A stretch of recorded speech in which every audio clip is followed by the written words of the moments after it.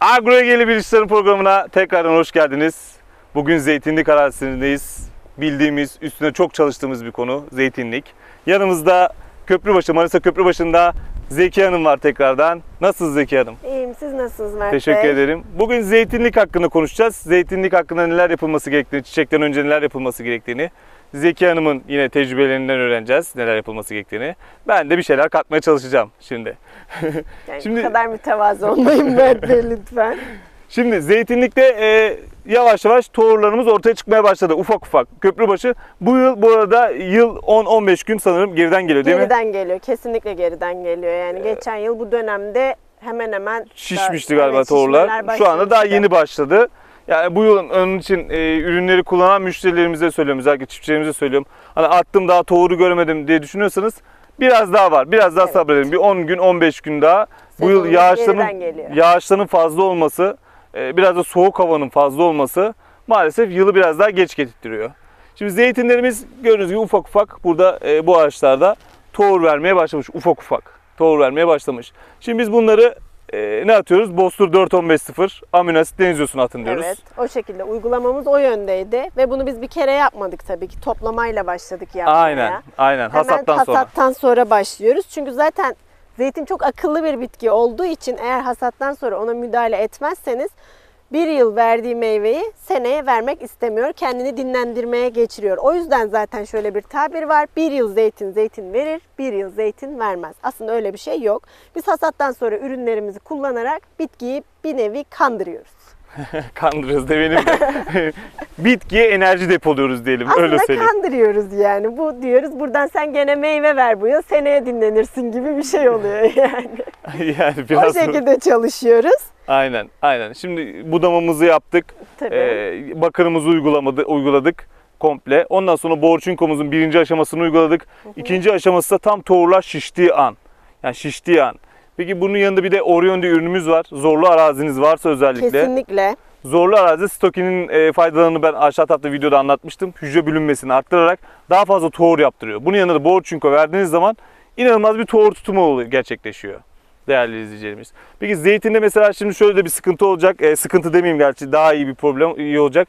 Şimdi siz 4-15 amino asit denizyosunu attığınız zaman, havalarda biraz ısındığı zaman sürgün vermeye başlayacak buradan bitki.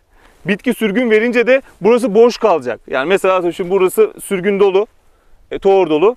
Bu bitki tamamen 4-15 hava sıcaklıklarında aldığı zaman burada da sürgün çıkmış olacak.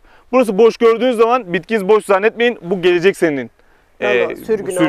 Sürgünü olacak değerli izleyicilerimiz. Zaten zeytine sürgün verdirtebiliyorsanız layıkıyla her yıl ürününüz aynen öyle. Güzel oluyor yani. Hani kendini sürekli yenilemesi gerekiyor yani. Kesinlikle. Bunu yaptırabiliyorsak bir şekilde.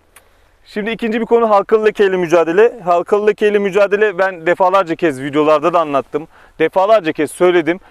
Halkalı lekeyi gördükten sonra mücadele ettiğiniz zaman yapraklar dökülme aşamasına kadar gidiyor. Sadece halkalı lekeyi durdurabiliyorsunuz. Etkisini geçiremiyorsunuz. Yani yaprağın üstündeki leke kesinlikle gitmiyor yani. Kesinlikle. Ve bu 1 yıl 2 yıl boyunca belki de yaprağın üzerinde durabiliyor. Yani şöyle söyleyeyim, hastalık konutçu halinde duruyor. Sizi sabırsızlıkla bekliyor. Bir hatanızı düşün, anında ben hastalığa devam edeyim diye. Bunun için ne diyorum? Halkalı lekeyi görmeden önce bakırınızı, sıvı bakırınızı, bir bakırınızı atın. Bakırı atın, bitkiyi güçlendirin, bitkinize antibiyotiği verin. Böylece bitki, halkalı leke nemden faydalanan bir hastalıktır. Girmeye çalıştığı zaman giremesin. Değil mi Zekiye Hanım? Ya sonuç olarak mevsim normalleri çok anormal bir şekilde gittiği için diğer yıllara göre bakır ihtiyacımız daha fazla. Şöyle oluyor, zaten halkalı leke nemli havayı seviyor. Gördüğünüz gibi dün akşam yağmur yağıyordu, bugün güneş var. Yani. Bu da zaten o tür mantari hastalıklar en sevdiği şartlar. Kesinlikle. O yüzden yani atıyorum mesela bir sezon boyunca da pamucağa kadar geçen dönemde 4 kere 5 kere bakır uygulattığımız dönemler olabiliyor. Bu yılın durumuna göre tabii değişebiliyor. Tabii ki yılın durumuna göre. Mesela bir yıl önce bu kadar attım, bu yıl niye az attık diye de bir konu yok. Yani, hava şartlarına göre. Kesinlikle. Bir diğer konumuz zeytinde gövdede yosun. Tabii bu tarlada yok düzenli olarak bakım yapıldığı için. Genellikle zeytinde yosun, gövdedeki yosun niçin oluyor? Atadan dededen kalma ya da yeni alınan tarlalarda 5-6 yıl boyunca bakır atılmamış, herhangi bir şey atılmamış bakımsız tarlalarda genellikle gördüğümüz bir sorun. Bu gövdedeki yosunları Kapur %8'lik bakır ile ya da Bostur Blue ile gövdeye komple püskürterek, ağacı yıkayarak geçirme şansınız var değerli çiftçilerimiz. Tabii bunun yanında budamanızı da güzel yapmanız lazım. Budamayı nasıl yapmanız lazım onu da açıklayayım. Budamayı dal dal üstüne gelmeyecek şekilde yapmamız lazım. Yani atıyorum şimdi burası güneşi görürken burada da eğer siz bırakırsanız, tam arka tarafında da bırakırsanız buradaki güneşi göremeyecek. Ya da siz ilaç atarken buraya atıyorsanız ilacı, arka tarafa ilaç gelmeyecek.